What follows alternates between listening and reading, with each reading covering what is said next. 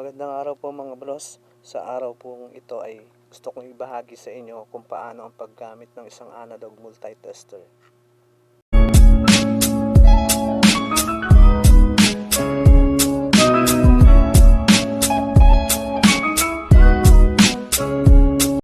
Ang tester ko pong ito ay isang analog, may tatak na Sanwa. Umpisahan po natin na dapat nating malaman ay ang parts of analog multitester. Umpisahan natin sa parang kamay ng relo na gumagalaw. Ang tawag po dyan ay pointer. So siya po ang nagtuturo kung ano yung value na ating sinusukat. Hihinto po siya sa mga value na nandyan. Ito naman pong mga numbers at mga maliliit na guhit, numbers at guhit. Sa kabuuan po niyan, tawag po dyan ay scale.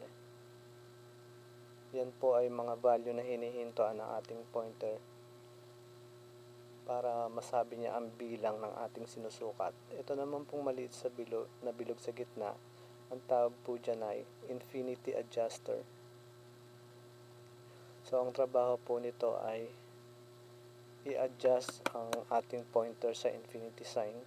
Katulad nito, hindi nakatapat ang ating pointer sa infinity sign. Dapat yung pointer nasa infinity sign. So pagka ganito, bago tayo mag-test, kailangan natin tignan yan. At kung hindi nakatapat, katulad nito, gamitin natin ang negative screw sa infinity adjuster para may adjust po natin ang pointer papunta sa infinity sign.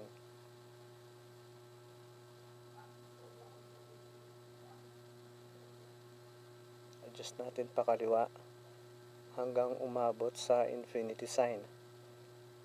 Mahalaga po kasi na nakatapat itong ating pointer sa infinity sign para accurate pa yung ating masusukat na resistance or voltage or current.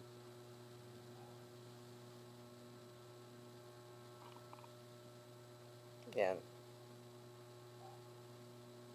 So ganyan po ang paggamit ng infinity adjuster. So pointer, scale, infinity adjuster. Ito naman pong susunod.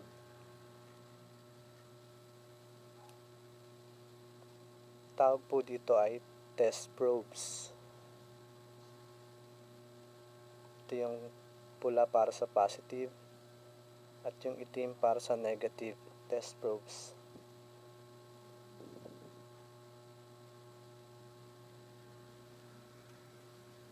Ito namang mga numbers na to na nakapaikot. Ilapit ko lang. May nakalagay na DCV, mga numbers, paikot, pababa, resistance, off, ACV, ang tawag po dyan ay range indicator. So yan yung mga range na ating tatapatan. At ang tawag po dito sa mahabang to na may arrow na ating pinipihit,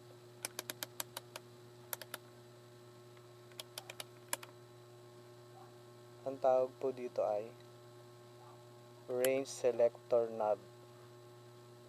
So siya po yung sineselect natin or pinipihit natin sa mga range na nasa gilid. At ito naman pong bilog na parang may gear sa gilid, tawag po dyan ay 0 ohms adjuster. So ang trabaho po naman nito ay ipihit niya yung ating pointer sa 0. Lagi siya dapat nakatapat sa 0 kapag tayo ay magsusukat ng resistance. Yung pointer na yan dapat pumunta sa bandang kanan, nakatapat dapat sa 0. Pag hindi nakatapat, i-adjust po yan ng 0 ohms adjuster. Yun ang trabaho niyan. Halimbawa po, ililipat ko ang ating range selector knob sa resistance para magamit natin yung 0 ohms adjuster. Ipihit natin yung ating selector knob sa resistance. Puntahan natin ang resistance ng times 1. So sa times 1, kailangan nating pagdikitin ang test proofs. Gagalaw ang pointer papunta sa kanan. Pag hindi nakatapat sa 0, yun ang trabaho ng 0 ohms adjuster. I-adjust natin ngayon ang 0 ohms adjuster para tumapat sa 0. So parang sa infinity sign, dapat nakatapat siya kabilaan para makuha natin yung tamang resistance or tamang reading na ating sinusukat. Kung lilipat naman tayo ng resistance ng times 10, so ganun din ang gagawin natin. Pagdikitin ng test proofs, gagalaw ang pointer pa kanan, so lagpas sa 0. So gagamitin ulit natin ang 0 ohms adjuster para maitapat sa 0. Ganyan po ang ginagawa kapag sa resistance at saka continuity. Lipat naman natin siya ng times 100. The same din po, pagdikitin lang po yung test probes. Hindi nakatapat sa 0, konting-konti lang. So adjust ulit natin ang 0 ohms adjuster. So yan po ang talagang trabaho niyan.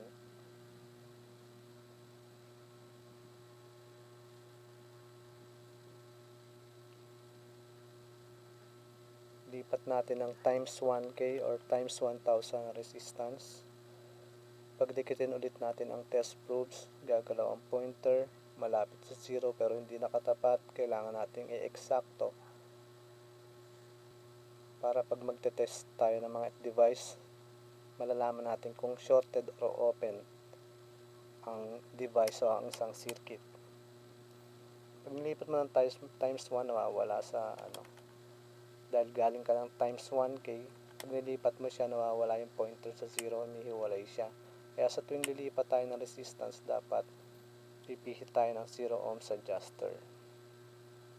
O sa susunod naman po, magsusukat naman po tayo ng DCV volts. Pag sinabing DCV volts, yan po ay merong polarity. Meron po yung positive at negative katulad ng sa battery. Pag nasa DCV tayo, battery ang ating susukatin or meron itong polarity na dapat nating sundin. Katulad ng battery na ito, may value ito na 3.7 volts. Yan po ang voltahe na nandyan sa battery na yan. So kung tayo ay nasa 3.7 volts, ang range indicator natin o ang range na dapat meron tayo ay 10. Dapat mas mataas sa voltahe ang ating range. Ang pula ay para sa positive.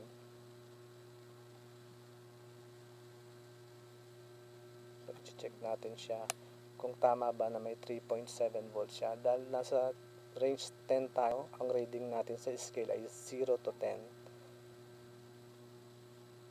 So may naka-indicate naman sa battery kung nasan yung positive at nasan yung negative.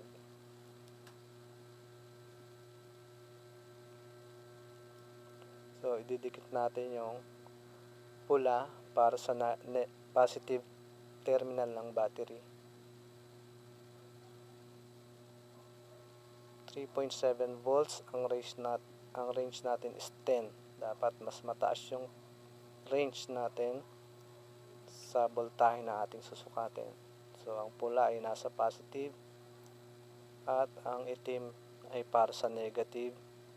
Idikit natin ito sa terminal ng battery para ma-read natin yung voltahe na nasa battery. So, ang pointer ay tumapat sa malapit sa 4 pero hindi siya eksaktong 4 sa 0 to 10 na reading. So, 3.7 nga po siya approximately. 3.7 DC volts. Yan po ang reading niya. Hindi po pwedeng magkabaligtad ang polarity niyan.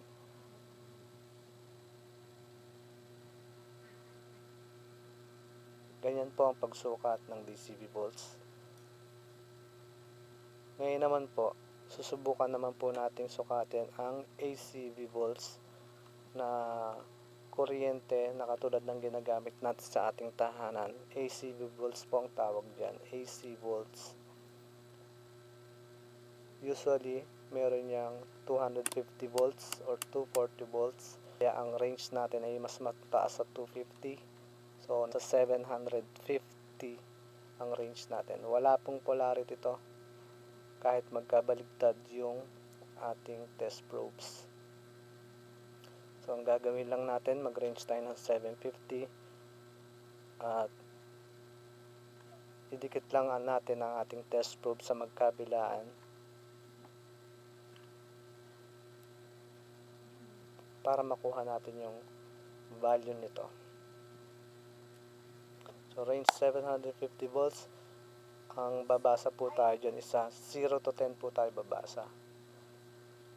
So, sa kabilang terminal, ayan, pumalo po siya. Babasa po tayo sa 2, 4, 6, 8, 10. So, lagpas po siya ng 2. Ang 2 po, ang value niyan is 400 at 200.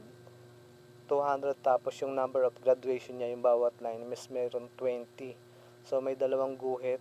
240 volts po ang nasukat natin sa AC volts